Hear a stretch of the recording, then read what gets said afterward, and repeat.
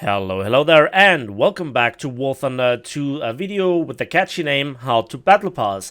In today's video, I just wanna talk about the Battle Pass basics for the few new of you here, and then also talk about how I personally do it, and I'll kind of mix it up so that you can see where all this is going. In the background, I'm playing the USS Moffett because of two reasons. First of all, I had to use a big civil line booster, and to combine it with one of the most reliable destroyers with also one of the highest civil line modifiers to also complete the tasks while doing it is a win-win-win-win situation for me personally. And I really want to talk about the efficiency of doing it. I'm not saying that you will have fun doing it the way that I propose, but you don't play the entire day. And so the most important thing when you really want to go to high levels in the Battle Pass for the rewards or collecting all the boosters and other nice stuff on the way, the most important rule is that you log in every day, because that's automatically at the start just one progress point, and then later down the line, rather at the end of the Battle Pass, it goes up to 5 points per daily login, and that is almost half a level of the Battle Pass done. And then obviously the two other things are that you do the daily tasks every day.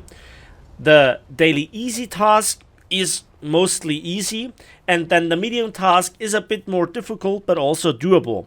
Now, only when you have done the medium task, the second one, you can actually purchase a special task for, I think it's 30 war bonds. And you can stockpile those special tasks, and they are usually the ones that give 5 progress points, and they are the most, outrageous ones when you look at the tasks. Sometimes.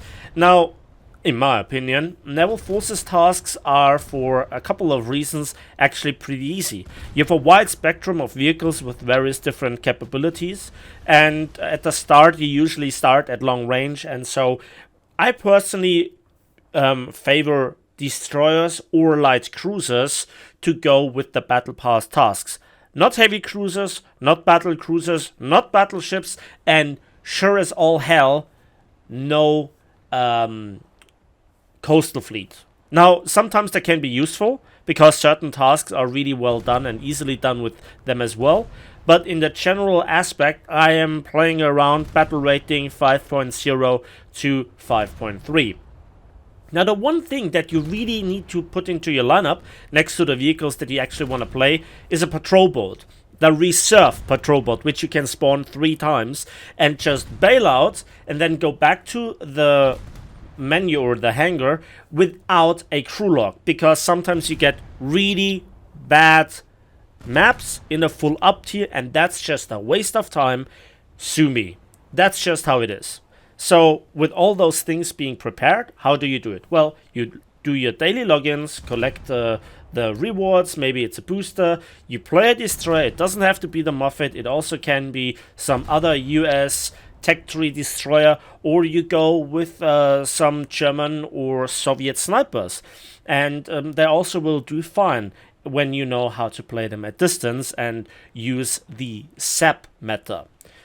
So then you go with the daily easy task, and then you go with the daily medium task. You then also, when you also go with the easy task, try to activate a special task if you have one already, and then you switch the tasks. You can change them at the start for rather low amounts of civil lines, and this is where the stockpiling of those tasks really come in, because you can then change it, but the prices will rise. So it goes from 1,000 to 5,000 to 10,000, and at some point to 50,000 civil lines.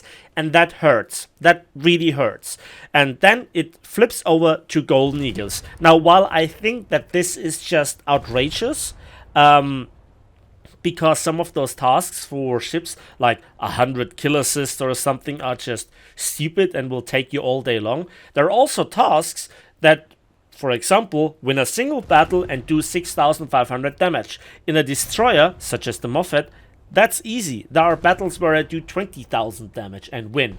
And so you can do the special tasks in one battle. Now, if you have fulfilled this one, and you activate the next special task, the price is still at 10 golden eagles, but it doesn't go up further. At least I haven't achieved that so far, and I switched a lot. So you kind of save yourself the silver lines, but you have to be prepared to go with the golden eagles. If you don't want to go there, the special tasks are just the thing that makes me the most frustrated in War Thunder, because they are designed to annoy you, and also the random lottery is absolutely rigged. Sometimes you flip back to the same task after 2 changes. So with all this in mind, I can, in the best of circumstances, do my daily easy task, the daily medium task, and a special task parallel, and in 2 battles everything's done and I'm done with the battle pass. But not quite, because there are also then the challenges. And also, for example, the first challenge, like an elephant in a China shop, which gives you extra 30 battle pass progress points, you need to destroy or get kill assists for 250 enemy players. And just by playing a little bit with the Moffat, I already have on day 2 75, and I didn't really play too much. And we have up till the 18th of May time to do this. And also, if you play all the tasks, then you get the Age of Titans, which is an additional 45 Battle Pass progress points. And, you know, the nice thing is that some of those tasks also unlock with the higher level. Which brings me, obviously, to the following aspect that I also want to highlight, because sometimes it's overlooked. Now, the Battle Pass, in terms of how much it is worth, is obviously debatable, but I would go with buying the Battle Pass outright for 2,500 gold, because you get the improved Battle Pass with 150 progress points, which equals to 15 levels, and you get all the boosters and war bonds, etc., etc., which is obviously quite nice and is obviously meant to be worth it. And you also make a huge step forward for the additional levels of the Battle Pass. So at level 21, 1,000 Names of Ganesha unlocks at Battle Pass level 21. And you know, then you have more time to play this as well, if you get it unlocked early on. And later down the line, you have much less stress. And I think that this is then not too bad, is it? Now, this is just me rambling here, but I have done this for the past 6 battle passes, and I always reached easily level 125 or even higher. Would I recommend to purchase the levels themselves directly via the Warbond shop? To be honest, this is obviously up to you. Now, when you are there and you do the maximum that you can, then at certain point there is the possibility to purchase the Battle Pass tasks, or not tasks, but the levels directly for, at the start, 125 golden eagles. That doesn't sound too expensive, but 10 of them is 1,250 golden eagles, you know, and that's also quite something. Now, why would you do this?